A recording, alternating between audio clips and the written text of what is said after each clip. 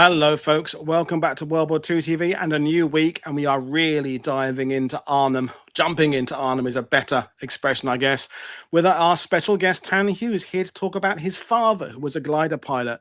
It's interesting that, we've done a lot of analytical content about the summer of 44, the strategy. Roger Cirillo was on last Friday talking about what the big Allied plan was. But sometimes it's cool to just bring it back to a personal story of someone whose father was there. So that's what we're doing today. So good evening, sir. How are you today? I'm fine, Paul. How are you?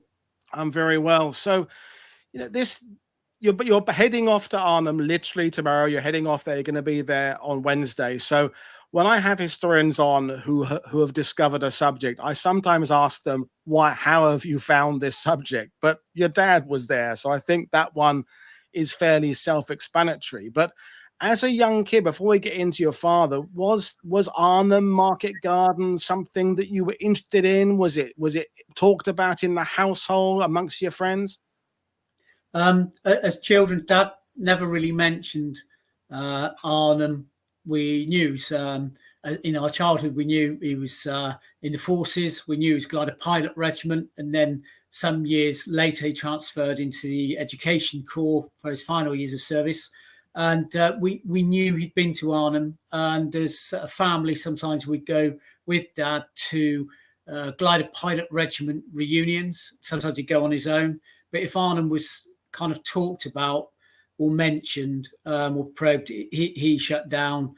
And Arnhem itself, I didn't really know too much about it, just that it was a Dutch city where there was a battle. And one day in 1984, when I was about to join the army, a neighbour of my father's spoke with him, a chap who was in the Royal Marines. And Ernie had said that he'd been at the D-Day landings, Normandy, in June 1944.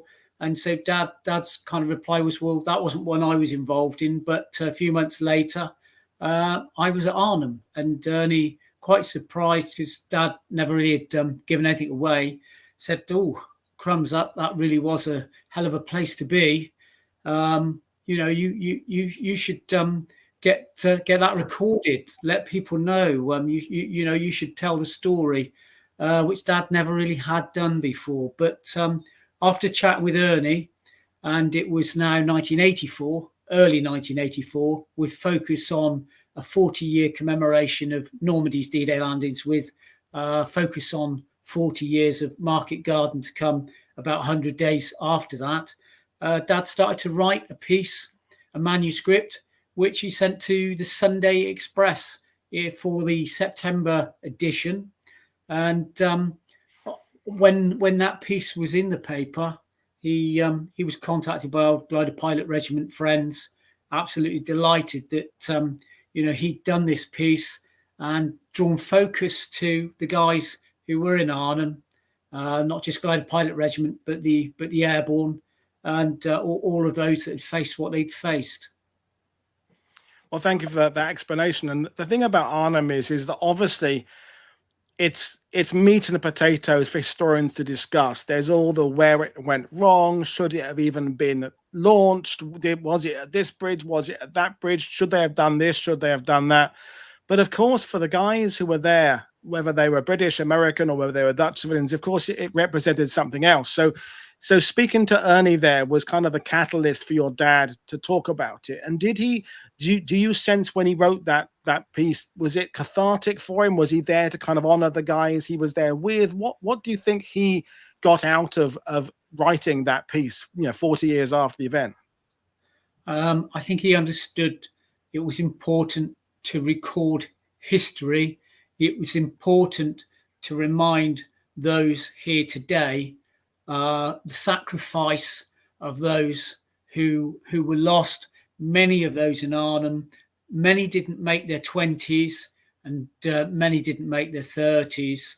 They went into an unknown, and let's not forget they were expecting perhaps a 2-day battle to take bridges, and they were there for 9 days of fighting. Most of them went in with rifles and some light artillery pieces. And they fought against heavy armour. 9th and 10th Panzer divisions, German SS in position waiting. It was a tribute by Dad to his comrades that they'd gone to Arnhem and never come home. It was also a stark reminder to people to not forget. And I think for him, he liked people to wear a poppy. He liked people on Remembrance Day to either go along to a parade or at least watch Remembrance on TV if they were perhaps elderly or infirm and not able to turn out. And I think he just wanted to remind people in a respectful way. Yeah, thank you for that. So let's take it back to your father's story, because, the glider pilots, generally they get a bit of a bad rap. Some of the American historians criticize them for Normandy. Market Garden is a bit differently, but then there's the other comments about, why on earth would anyone want to entrust their life to a box made of plywood and canvas and balsa wood and stuff. So what's your father's story?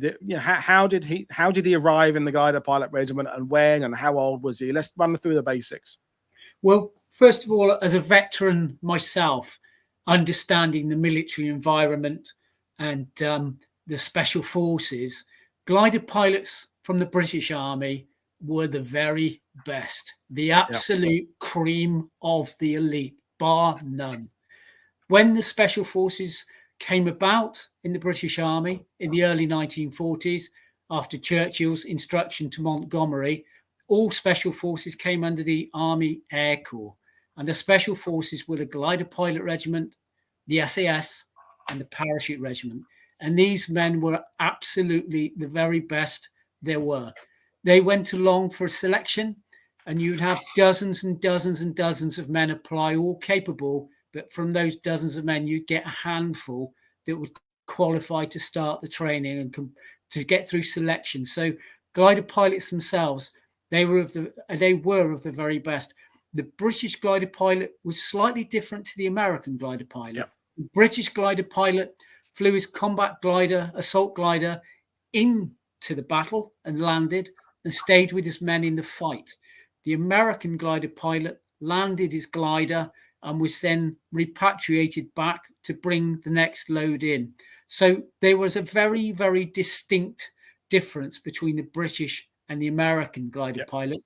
And so when you correctly state that some viewed glider pilots in a different way, that from my understanding and experience, and anybody that I've spoken to, historian or understands the subject matter, the view of the British glider pilots is nothing but the very, very best. They were taught to fire every weapon.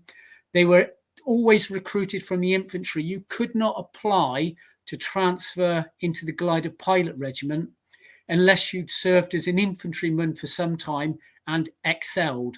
If you weren't outstanding as an infantryman and you tried to transfer into the Glider Pilot Regiment, they wouldn't look at you. And when you turned up at that train station for the next batch intake to be tested for selection, very often dozens and dozens of men would go in, and almost always it was just an odd handful that were selected and permitted to go forward to actually complete the training.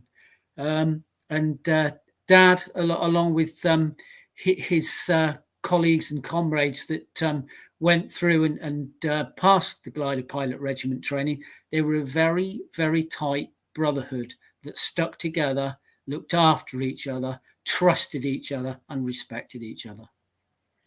Absolutely. So what was your father's motivation from going from infantry to glider pilot? Was it to be part of something new? Was it because of the flying aspect? Was it a kind of a dare? Was it for the glamour? Was it a combination of all of the above? Dad was brought up in Manchester, in perhaps not the most glamorous parts of Manchester in the 1920s and 1930s. And as a teenager, the war was breaking out. So in 1942, when Dad turned 18, the 2 years preceding that, he'd worked during the day, and in the evenings was part of the Home Guard, joining the Home Guard at 16 until 18, when he could then volunteer and join the regular army and go and do his bit. During his 2 years in the Home Guard, there were newspaper articles that discussed Churchill's plan with Montgomery for an airborne force, and that part of the airborne force would be glider pilots. When Dad saw that piece in the Manchester Evening News in 1940-41, he saw that and he thought, that's for me. That's what I want to do. That's what I'm going to do. So when he enlisted and said to the recruitment sergeant, I'd like to join the Glider Pilot Regiment, of course, he was only 17 3/4, and they sort of laughed at him, thinking this kid doesn't know what he's talking about or letting himself in for. So he had to join an infantry regiment, and with the surname Hughes, they put him into the Welsh regiment, despite being a Mancunian. No Welsh, no strong Welsh connection in the family line, but he found himself in the Welsh regiment. But very soon after completing his basic infantry training, from recruit to trained soldier, he immediately after that put in for a transfer request. He'd excelled in his recruit training, and virtually straight out of training, he was recommended for a stripe to become Lance Corporal, which was pretty unheard of, but he'd done so well. And he said, rather than my Lance Corporal stripe, I'd like to have a transfer paper to the Glider Pilot Regiment. And that's what he did. That was him off to Tills Head for selection, where initially Major Rock had set up the Glider Pilot Regiment selection under the banner of the Army Air Corps, and eventually it became the role of George Shackleton as the commanding officer to oversee the training and the development of the Glider Pilot Regiment. And the thing is, as we've talked about on this channel before, this is in its infancy. I mean, the Germans have been doing it a little bit since 1940. The Russians have been leaping out of aircraft a bit earlier than that. But the whole concept of delivering a force by parachute and glider was being worked out as they go along by the British. I mean, it was all, it was on the fly training. Bad pun, but I suppose it works. So, your dad was in at the beginning of this, essentially. I mean, this was a new concept. Did he explain to you in latter years how was it exciting to be part of something like that? Was the learning curve very steep? Was it, obviously there's a lot to learn. You've got, as a glider pilot, you have to learn a certain amount about aerodynamics and flight and maintenance. And as you said earlier, you've got to be a good solid infantry soldier. You've got navigation to get involved in as well. And he's 18 years old. What was it overwhelming? Did he take to it like a duck to water? Well, I think the expression that's quite apt is flying by the seat of your pants. Yeah. And his education, learning to fly, what most of those glider pilots went through, it was all flying by the seat of your pants. You were in to start with a Hotspur glider, and that was an aircraft that was designed to carry 8 into battle. But of course, they knew that they needed to develop a larger glider to get more men in the back. So the Horsa was designed, and the Horsa, which was made out of largely plywood, thin strips of wood glued together and molded in shape, and canvas. And the Horsa, the airspeed Horsa, they didn't have enough aircraft engineers to build the almost nearly 4,000 horses that the Second World War demanded. So they started to use furniture makers, people that had historically made beds, cupboards and drawers, and they were now making aircraft. And bearing in mind that aircraft flight had only been around at that point for just over 30 years, that was quite a feat, really, not only to get flying, learn to become a pilot, but in something made from canvas and plywood. So that was quite a bold step for all of those glider pilots, like you say, 18, 19 years old, to get up and entrust the aircraft. And of course, when it's under the control of the tug, powered aircraft in front, towing it with a tow rope, that's fine. But once the rope releases and there's no power, that's when a bit more steel is required. As for the training, none of the guys knew what on earth they were letting themselves in for.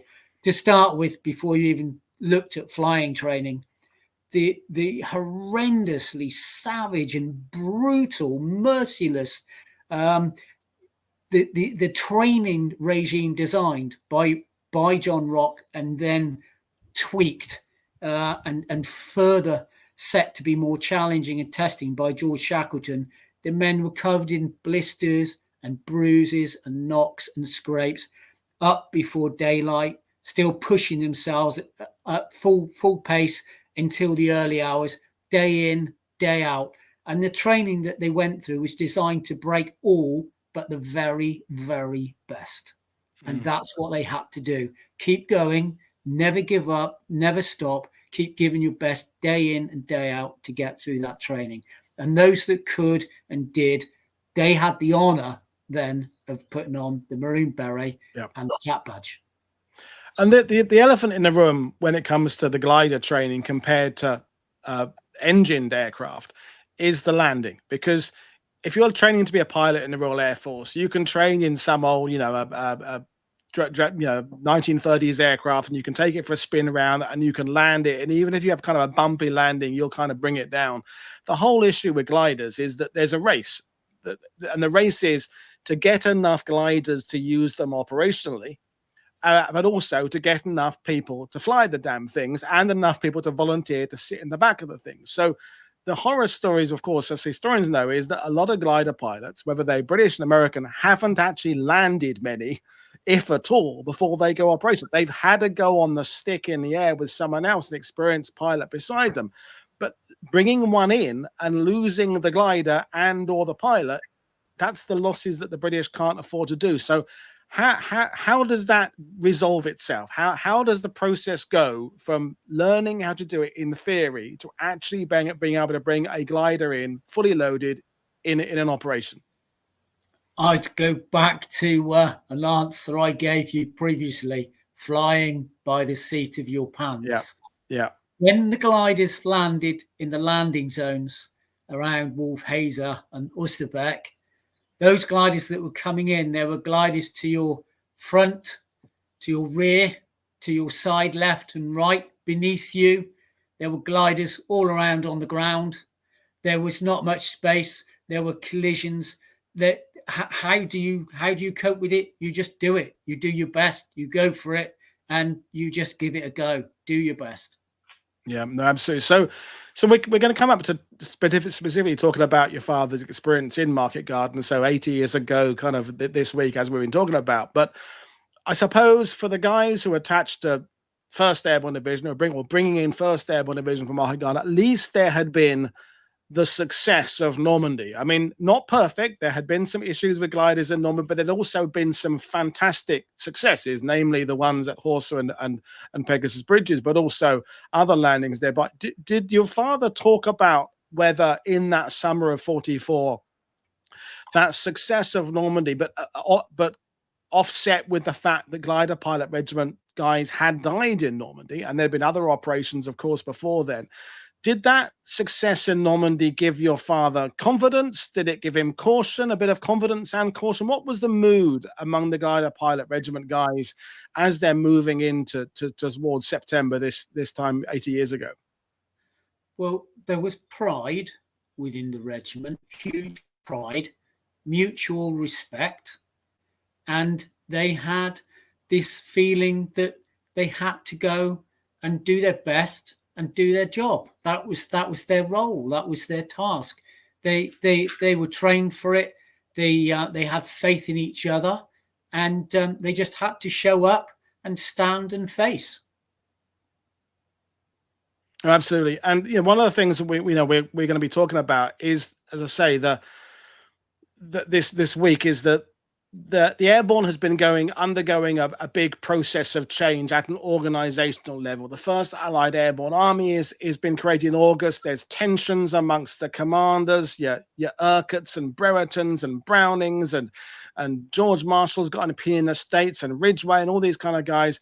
And that's what us historians are talking about still 80 years on. But if you're, as he would have been, 18, 19-year-old, like he and his buddies, you're not worried about who the top brass is and what the big concepts are for Airborne. You're worried about what you will do on the day, being pulled behind that cable, behind that aircraft over into what was still occupied Europe. So, your dad, you said he wrote about this 40 years after war. How much of his emotions came across in that article and him talking to you, or was he kind of one of those guys, a bit like Sam Woodadge, was very kind of matter of fact about it, and how do you, if he was matter of fact, how do you kind of read between the lines and bring out the emotion of what it would have been like to have that responsibility at his age? To a certain extent, he was matter of fact, but there were emotions that you could pick up and detect. It was a very emotional memory. It was an absolutely horrendous 9-10 days of the lives of all who went through Arnhem. It was a 9 or 10 day phase that none of them will ever forget. And I would imagine that almost all of them can recount virtually every minute of the whole hell that they all went through. So Dad's emotions, he was quite matter of fact about much of it, but there were elements and parts for which he was tremendously sad, and there were elements and parts for which he was incredibly grateful.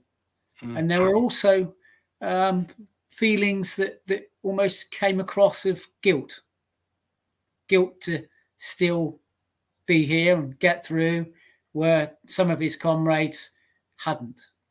So a mix of feelings, but like, as you say, a large element of him, matter of fact, that's the way it was. That's what happened. That's what we had to do.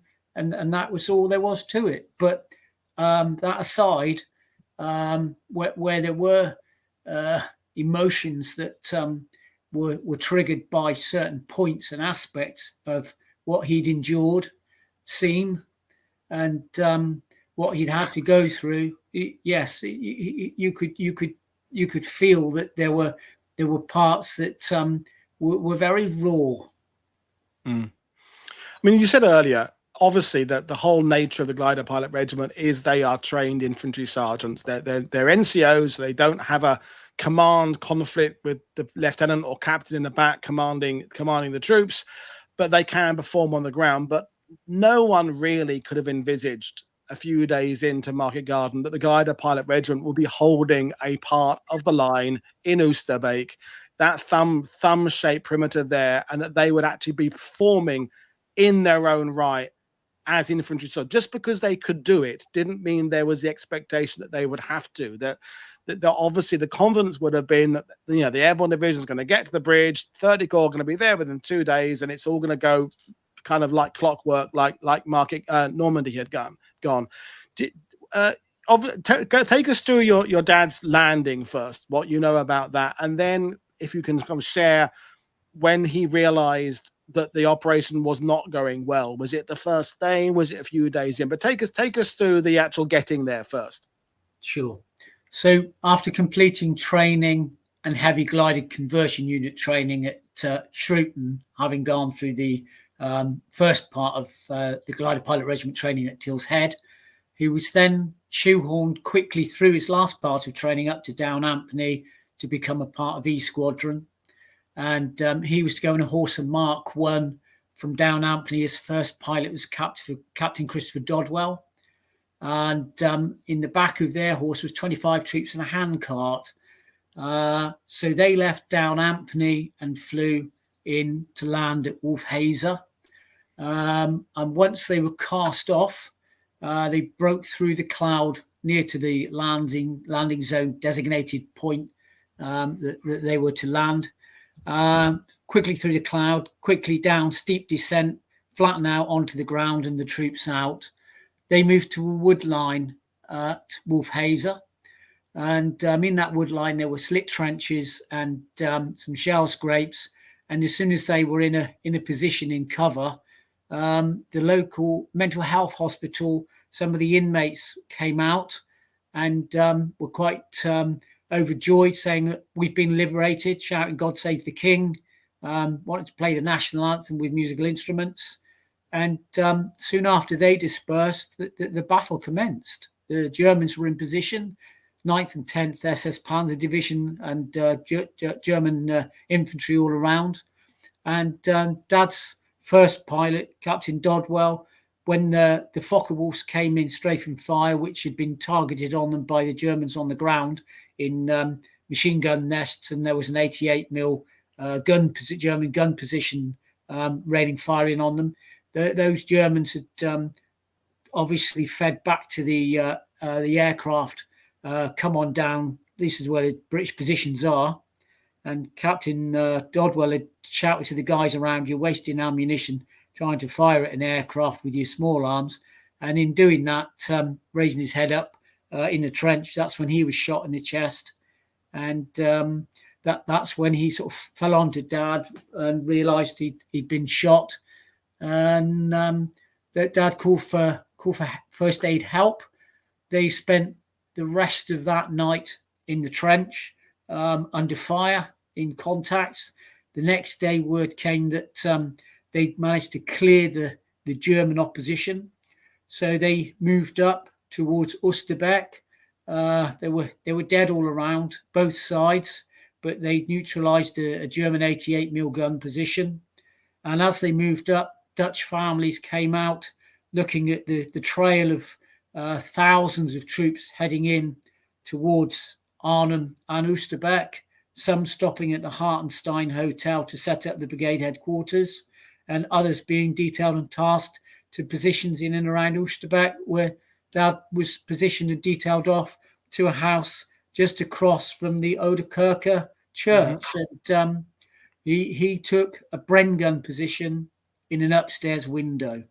And not long after they were in that position, with there was Dutch civilians downstairs, a couple and a padre, and they'd offered sort of food and milk and drink, not much of it. And soon after that, the fighting started. They were mortared, shelled, heavy machine gun fire, and following that, along came heavy armour, tanks on the road, and they were all fighting for their lives. Up and down the street, there were both sides, sadly, the dead piling up.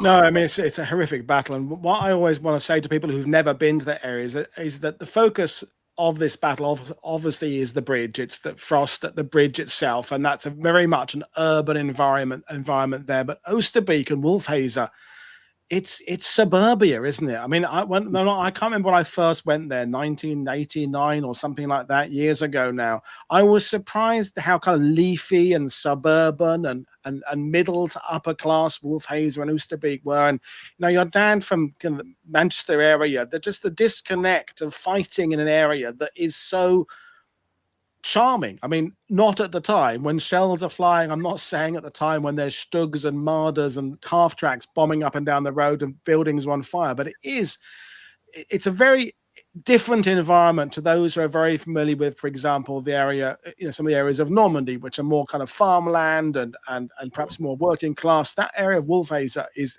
very different. And I also want to kind of bring you back as well, that being in Wolfhazer on that first day, that's where, depending on where you were in the village, things could appear to be going disastrously or really well, because it depends on where the Germans were. There were these movements off towards Oosterbeek, towards Arnhem, as you say there. In other spots, Germans pouring out of the woodland there. So it was one of those areas that depending on who you were with, could have given you a very different idea of which way the battle was going. But so there he is. He's in the Oosterbeek area there, manning that area there. What were the next few days like? Was running out of ammo, running out of food? We all know the stories, but from your father's point of view. Sure. So going back to their plan for a 2-day operation with equipment, food, ammunition, water, for a 2-day operation. They now in Oosterbeek, they'd been in the battle for a couple of days, and come the Tuesday, when they knew that they were up against German SS, 9th and 10th Panzer divisions, outnumbered, cut off. News of reinforcements was probably they wouldn't get through. Discoveries like they're nearly out of food, running low on ammunition. Problems like radios not working in the wood line, and then finding that in the suburban areas that they had the wrong batteries for some radios and they couldn't communicate. It was confusion. They felt isolated. There were lots of positions that were cut off. Eventually discovering that the parachute regiment lads on the bridge were cut off, and they were cut off. And in the battle house that Dad was in, one of his Glider Pilot Regiment captains, Captain Oxenford, who was in the house and badly wounded, along with many others, they were feeling quite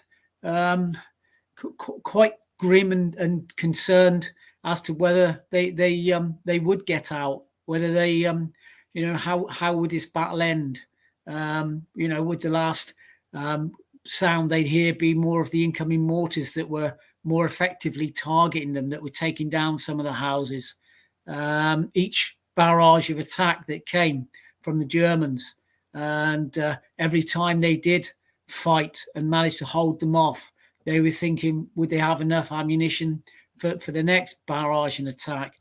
And that was when on the Wednesday, which was my dad's 20th birthday, that was when he was on the Bren gun position, the upstairs window, and he dropped the Bren gun out of his clutches into the garden and panicked and thought, crumbs, what's going on here? Must be tiredness. But he ran down the stairs quickly into the garden, and there was a 6-pound light artillery gun in the garden, obviously to combat the armour, the tanks coming up the road. And one of the guys on the gun helped him pick the Bren gun up and said to him, you're covered in blood, you've been shot. So he then discovered he'd been shot above the wrist on the left arm and above the elbow, just through the bicep, base of the bicep on the left arm. And so he took the Bren in and handed it to one of the infantrymen to man the gun position upstairs.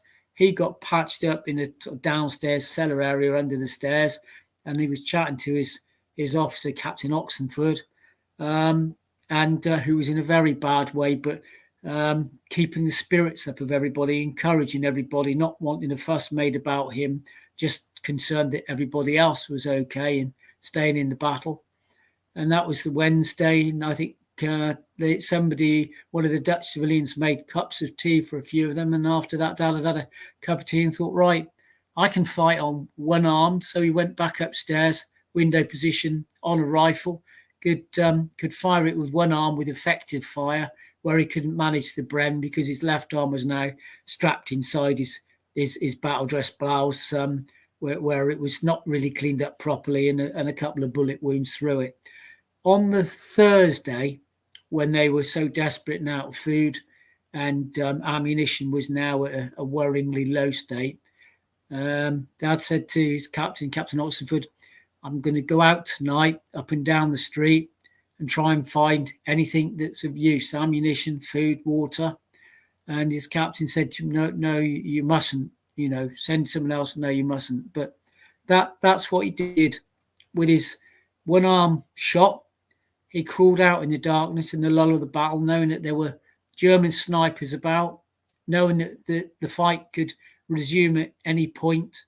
But he moved up on his own, up and down the street and in houses, and he retrieved food, and he retrieved ammunition, and he came back, and it helped. And he did exactly the same the following night, but further up the street, further away from the safety of their battle house. And he helped, and that who knows, those little bits that he retrieved might have just got them through. And of course, on the Saturday, that's when word came, Operation Berlin, which was that every man that could travel under his own steam was to get out, move, get down to the banks of the Lower Rhine. Down there would be the Polish Airborne that had survived from their drop-in of the 1,000 troops. They'd lost almost 3/4 of their brave men, heroic men, all of them, those Polish Airborne. And they, along with some glider pilots, formed a line, a taped route down, the best route for the guys to get down without exposing themselves in an easy position to be taken out by the Germans on the other side of the river and in higher ground positions. And down, once they'd got down into the banks, they were in the silt and the mud and the reeds, crouched down waiting for the Canadian Royal Engineers to start their storm boats on the other side of the river, get across, load them up and evacuate them. And so that's what they did. They waited. But Dad's story was it wasn't that he was shot on his 20th birthday. That was his, I suppose, real moment to remember of Arnhem. His moment to remember and count his lucky stars was when he was down on the banks in that silty mud in the river. He was so tired. They'd been awake and in battle, and he'd lost lots of blood. No food and water really to speak of for a week. And he started to blank out, see white stars, and then that was him. He was out. And although there was tracer and explosions and shells and mortar targeting all of the men, some had tried to swim across and had later drowned. Further downstream, they were recovered. But he passed out, and he came to with a startle as a pair of hands clasped him, and he heard a voice from within the boat say, "Here, this one's alive. Get him in the boat."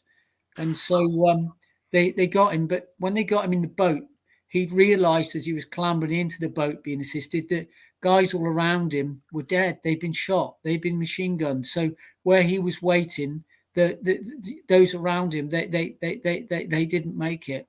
And as the boat moved off further down the banks where he'd been, a shell landed and took out a portion of the bank. So if that boat had come a minute later, that would have been for him. So he could have been left. He could have been caught by the machine guns fire that was coming in, and he could have been caught by this shell. But it wasn't to end there. The boat was fully laden, lots and lots of people jumping aboard. And then a voice in the boat said, "You at the front, get out. The boat's overloaded.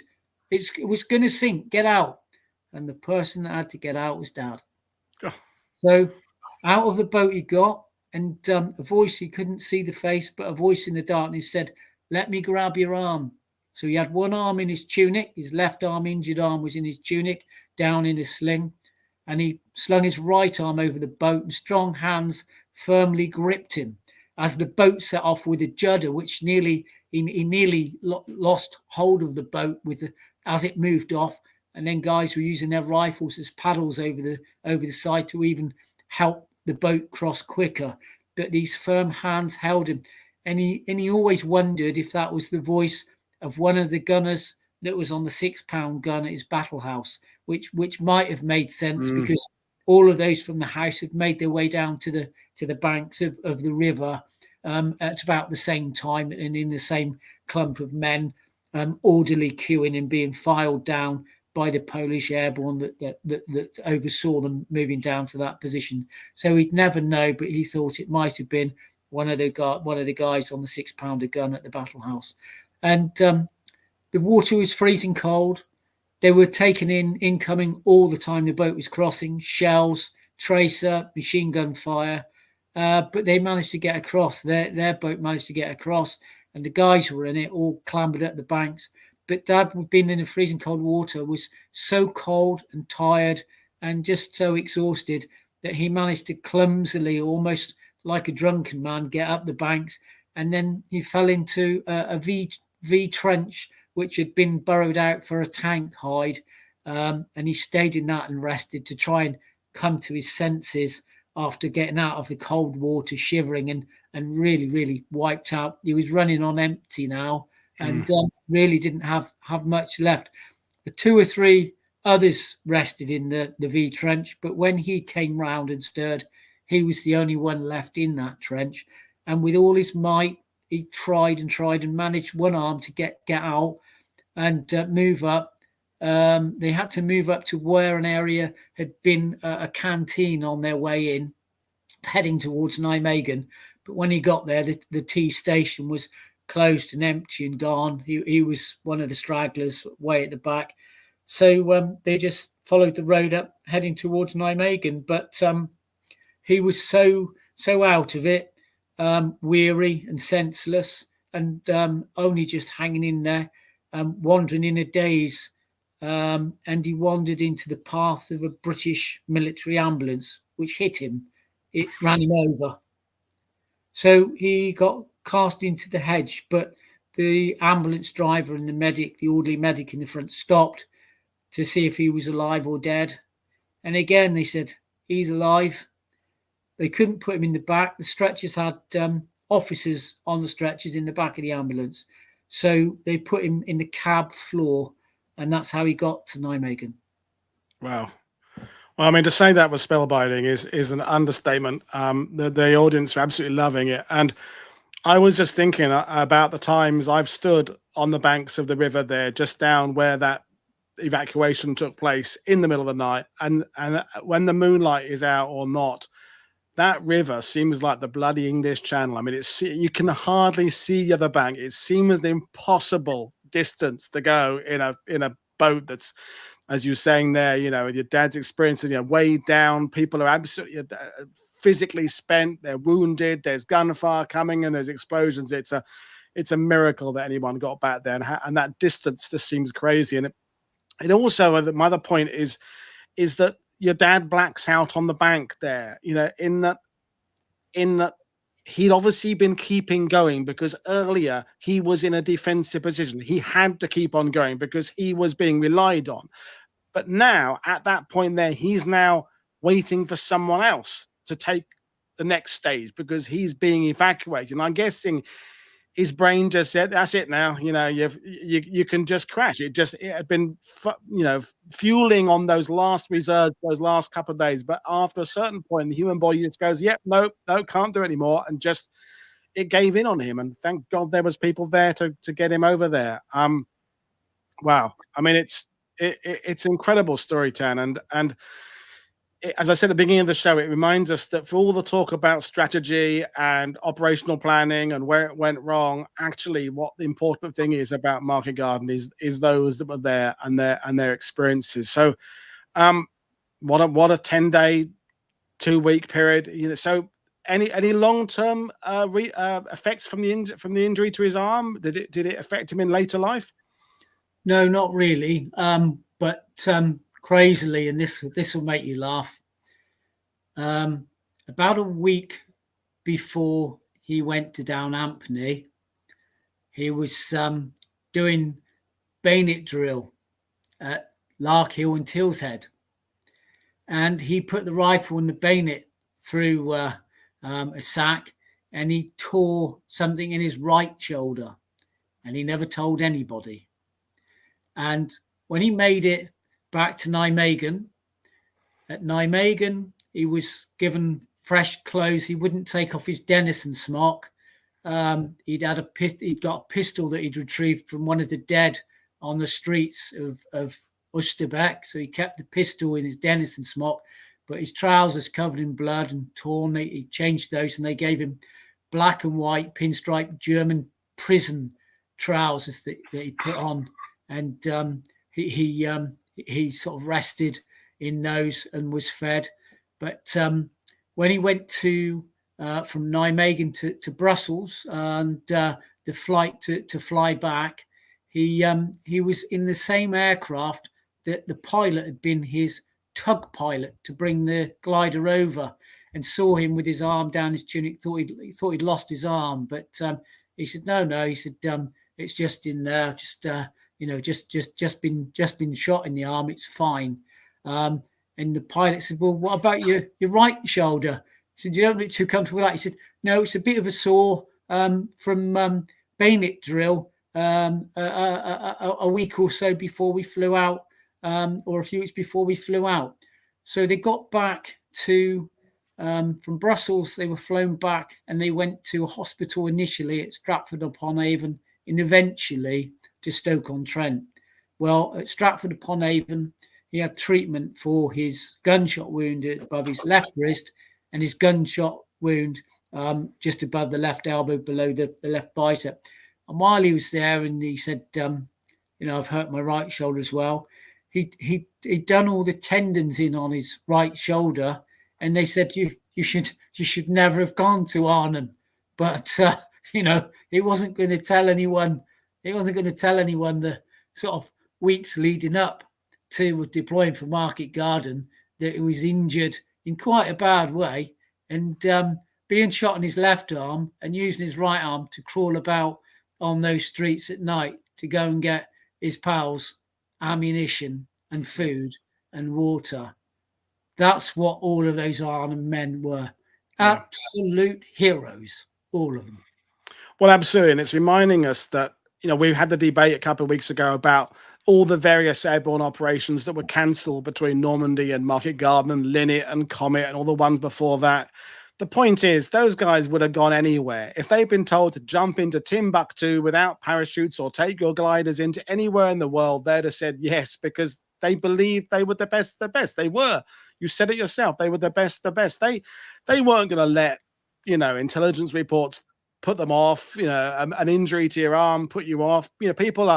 People are boarding those aircraft and those gliders with ailments they're just not admitting to be, because they don't want to not be part of the show. And that is a testament to their bravery, to their spirit, to their camaraderie, and all those other aspects that make those men so unique. So incredible stuff. So you've given us just an outstanding example of a personal story there.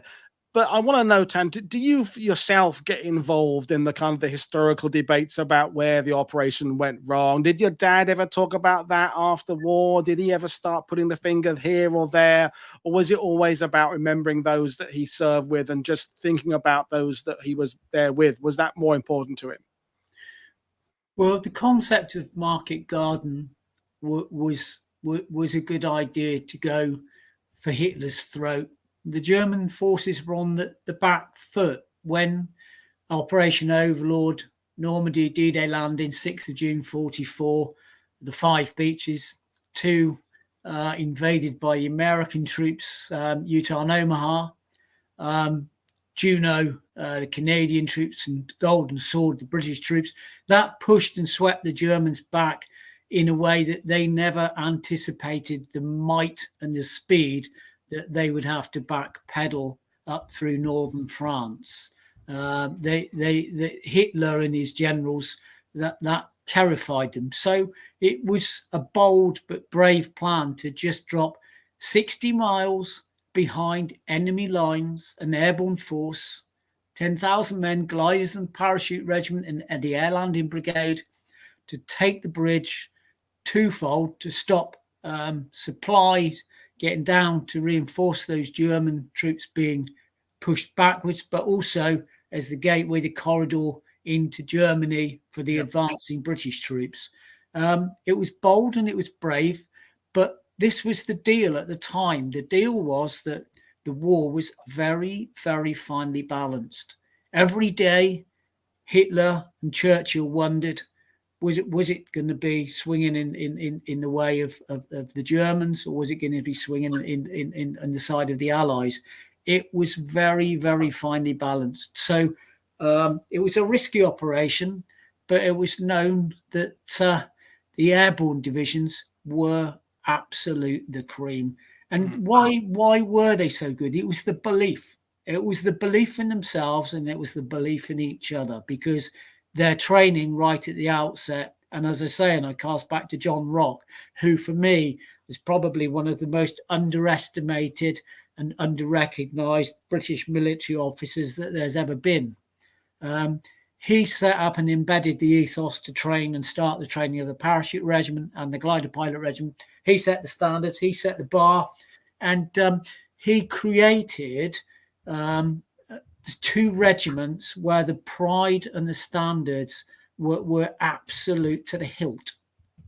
And that really meant that it transposed and was felt back to Montgomery, to Churchill, that, Operation Market Garden was a worthy risk, because it was finely balanced. When you look at the numbers of the British airborne troops against the Germans that were there with heavy armour, and yes, it was a defeat, but the Germans suffered massively heavy losses, completely unanticipated. They couldn't believe that this British force dropped in 60 miles beyond enemy lines with mostly rifles and light artillery pieces, and inflicted such heavy losses on the Germans. And it was a knife edge. So it was a worthy risk, because had those bridges been taken and held, as many say and feel, it probably would have seen the end of the war by Christmas of 1944. And nobody really knew, if it went into 1945, how things would end, what would happen. Would we be here now today? The plan with the Germans was, if they could get through and we hadn't made it into Normandy and the Germans could get onto mainland Britain, every male 17 years old to 45 years old was going to be rounded up, transported to Germany, put in the death camps, and you and me wouldn't be here. Neither would our next door neighbours, friends, people we work with. We wouldn't be here. So that risk was well worthy. And it was worthy because those men had the courage to go and do what they did. Well, that's it. It's the voice of a son of someone who was there. So we can't get better than that. But you're, as I said at the beginning, you're heading out to the Netherlands tomorrow. You'll be there Wednesday morning. What will it be like to be there the first time with the book out? With the fact that there are people now. There's Gina is watching there. She's got a copy of your book. You've been there obviously in the past, but to be there with the book out there, will it be a different year for you this time? Well, one thing that's going to be incredibly special is Friday, the 20th of September, this Friday. So this Friday, the 20th of September, in the 80th commemoration year of Operation Market Garden, this Friday would be 80 years to the day that Dad was in battle in Oosterbeek, 80 years to the day that it was his birthday, and his birthday present was 2 bullets in the left arm. And if Dad was still around, this Friday would be his 100th birthday. And Ramon de Heer, I'm sure that's a name you'll know. He's organised a service at the Glider Monument that lies outside the Glider Collection, just off the entrance of the Lindenhof campsite, Wolfhazer. And this Friday at 1:30, that service is there to remember the men of Arnhem. And one of those there remembering will be myself, remembering my father on what would be his 100th birthday, and all of his comrades, every single one of those that took part in Market Garden. Canadian, Dutch, American, Polish, British, whether they're civilians or military. Very often with Market Garden, people talk about those in the forces, and sometimes the Dutch resistance get overlooked. But every single one of those that risked their all for us today, I'll remember. Brilliant stuff. And we got the photo of your father there, but I'm friends with you on Facebook now, and someone very kindly did a charcoal picture of your father and sent it to you, which is extraordinary. So just share with us the story of how that came about and how incredible that is. Well, I'm friends with the family, the Bangay family, and Ian. He's a former REME veteran, and I served in the REME as well. So Ian and I, we keep in touch. He's a lovely chap, a lovely man. But his daughter Alison, Ali, she's a friend as well. And Ian and Ali have a copy of the book Arnhem Veteran, about my father. And Alison, who's an artist based in London, musician and artist, does some fantastic artwork. she drew a portrait of my father from charcoal, and the quality of it is immense. And as I said to Ian when I spoke with him last week, this portrait of my father is as precious to me as his war medals and my war medals. So Wow. You can't really get much more precious than that. No, absolutely. So, to bring things to an end, how can people get the book? So there's a 500 limited edition copies. So we've got viewers all over the world. So I put a couple of links in at the bottom of the description there, but just remind people what the score is and how they can get a copy. Well, as you say, all over the world, I've sold copies now, which I've sent out to Japan, New Zealand, Australia, USA, Canada, Germany, Poland, Belgium, France, Luxembourg, the Netherlands, Scotland, England, Wales, Northern Ireland, Republic of Ireland, 16 or 17 countries the book's gone to now.